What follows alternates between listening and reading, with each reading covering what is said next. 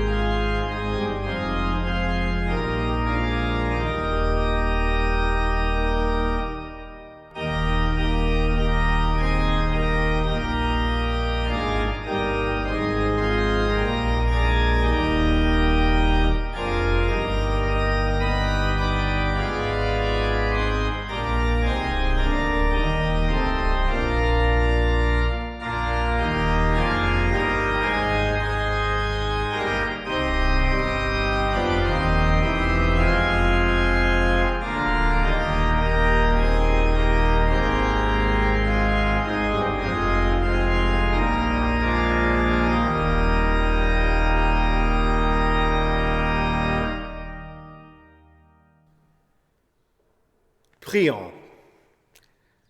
Seigneur Jésus, Salomon écrit, « Celui qui se montre attentif à ce qui est dit trouve le bonheur, et celui qui se confie en l'Éternel est heureux. » Aide-nous à être attentifs à ta sainte parole, et donne-nous un cœur qui se confie en toi, afin que nous t'aimions, gardions tes commandements, et nous réjouissions de ta miséricorde envers nous. Amen. Que la grâce du Seigneur Jésus-Christ, l'amour de Dieu et la communion du Saint-Esprit soient avec vous tous. Amen. Le mot théologie est composé de deux mots d'origine grecque, théos qui veut dire Dieu et logos qui veut dire parole. Ainsi, la théologie est soit des paroles à propos de Dieu, soit la parole de Dieu. Le but d'un théologien compétent et fidèle est de dire ce que Dieu dit et de ne rien dire de plus.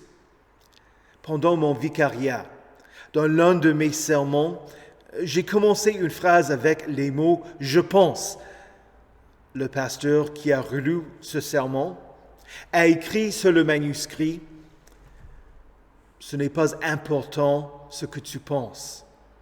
Les gens ne se rassemblent pas pour entendre tes idées.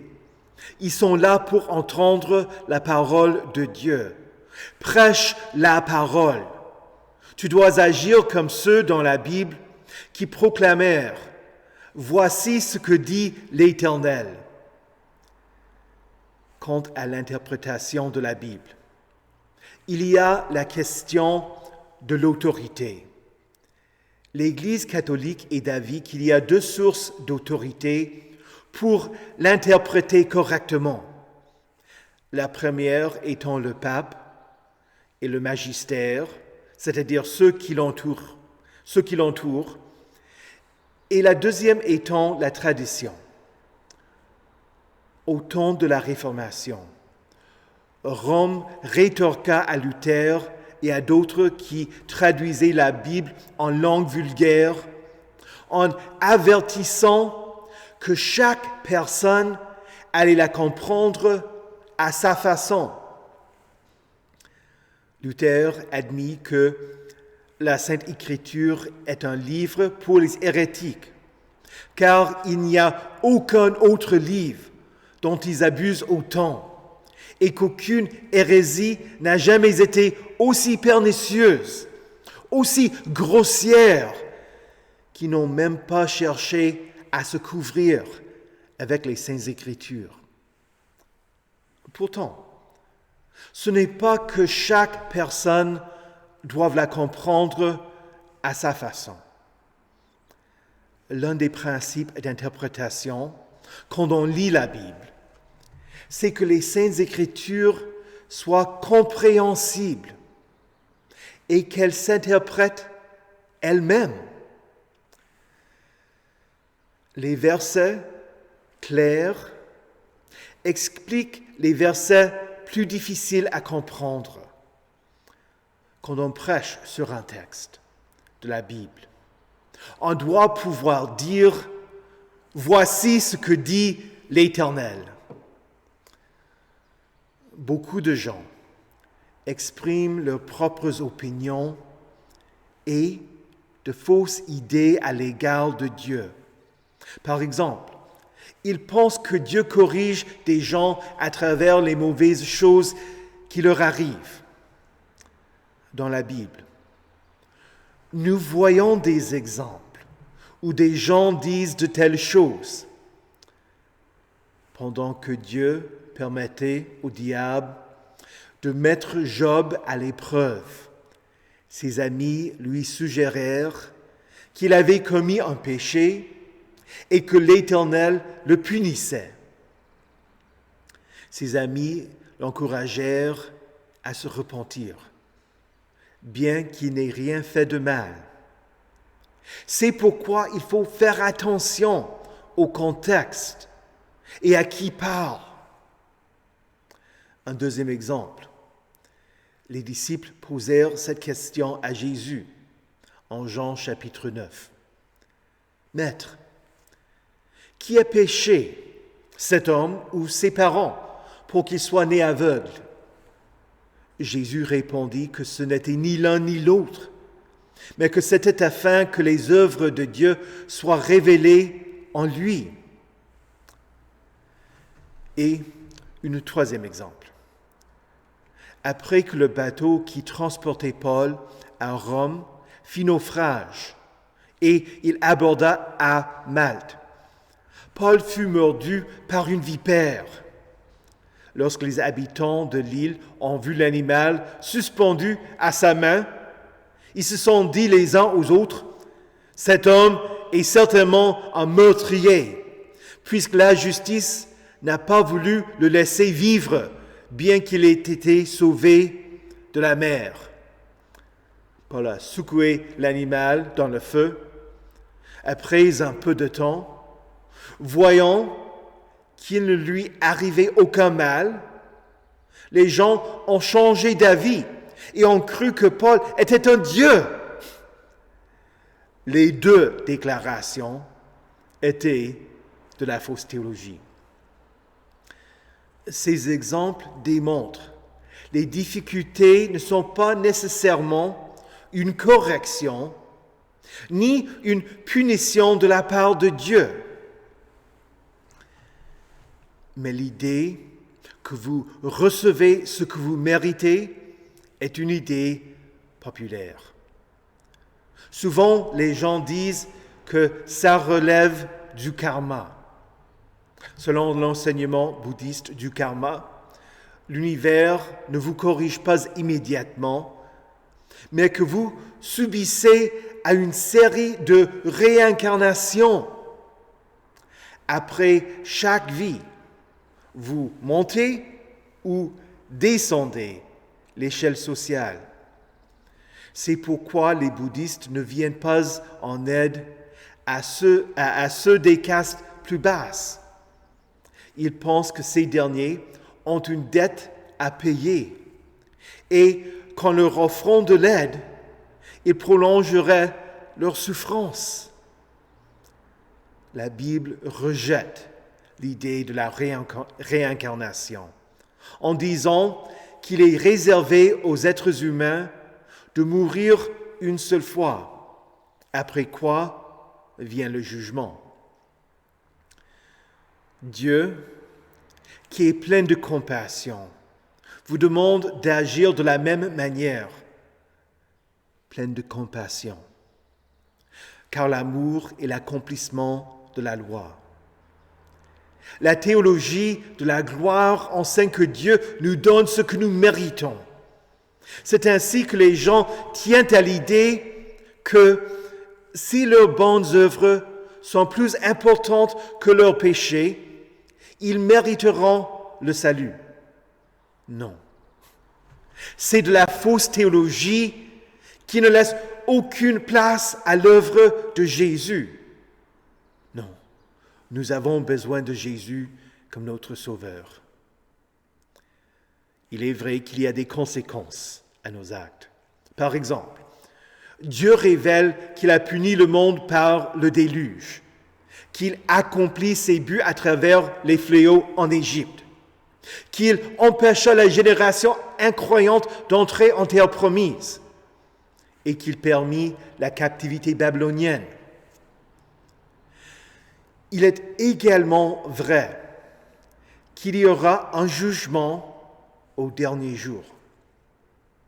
Cependant, quant aux famines, aux tempêtes, aux tremblements de terre, aux guerres, ces événements ne sont pas une indication de ce que Dieu ressent à l'égard de ceux qui souffrent.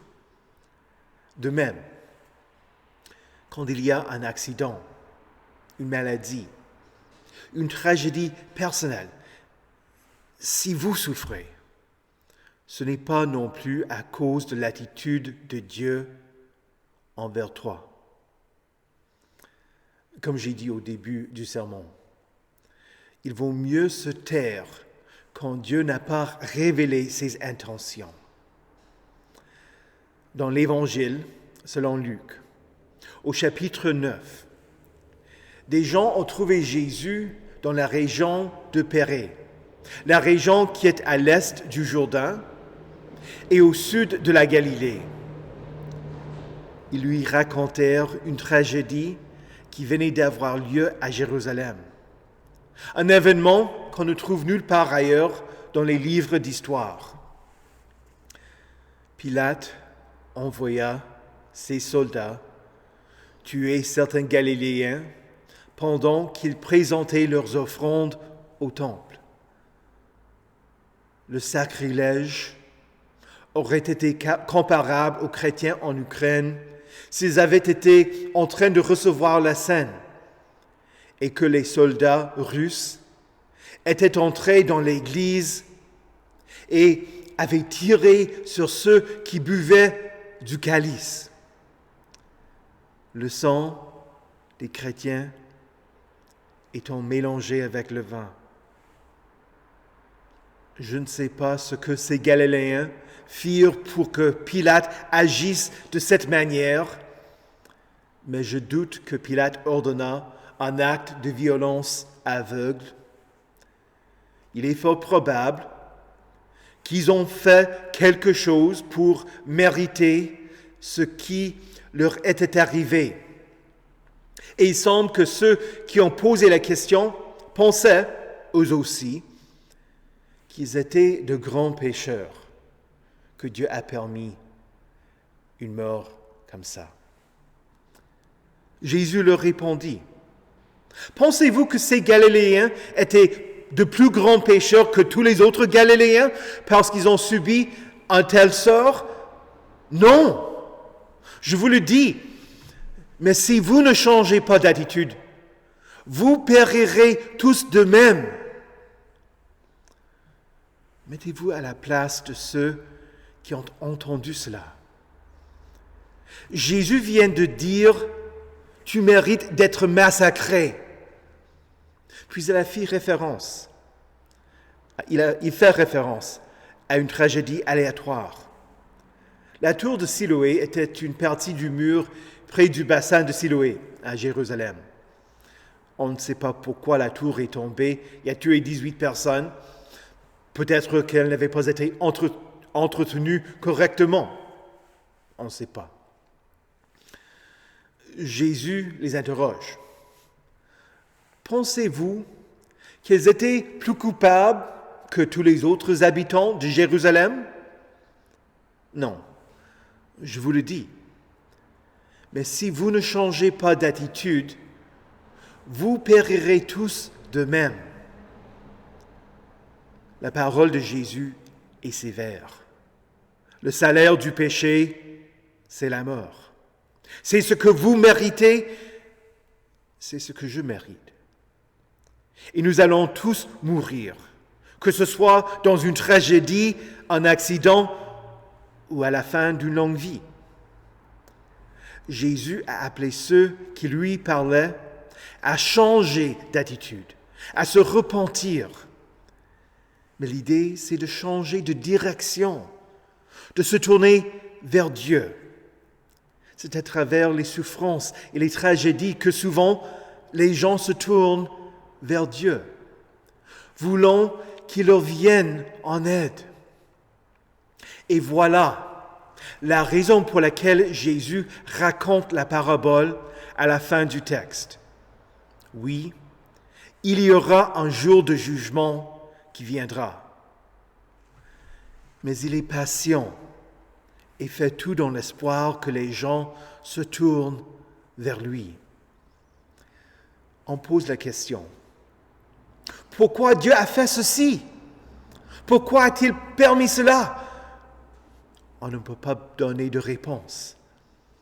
Mais ce que la Bible révèle, c'est la théologie de la croix, la théologie de Dieu qui a souffert lui-même, de Jésus qui a subi une crucifixion pour racheter le monde. Si les Galiléens qui ont été mis à mort par Pilate méritaient ce qui leur est arrivé, que dire de Jésus qui n'a pas mérité ce que Pilate ordonna? Ce n'est pas seulement que le sang de Jésus a été mélangé avec un sacrifice, mais le sien était le sacrifice pour les gens, pour que les gens ne périssent pas éternellement. Ne pensez pas que vous êtes meilleurs que d'autres qui souffrent. Reconnaissez ce que méritent vos péchés et tournez-vous vers Dieu. Parce que Jésus vous sauve d'une mort pire qu'un massacre ou un accident. Il vous sauve pour que vous ne périssiez pas éternellement.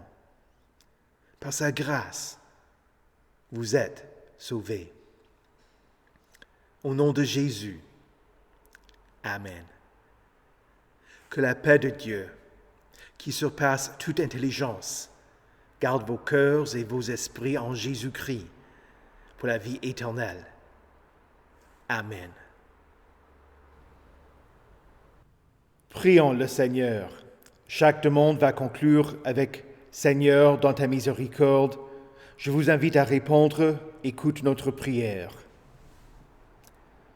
Ô Éternel, Dieu clément et plein de bonté, tu t'es révélé à Moïse dans le buisson ardent et lui as donné ton nom par lequel lui et le peuple pouvaient faire appel à toi.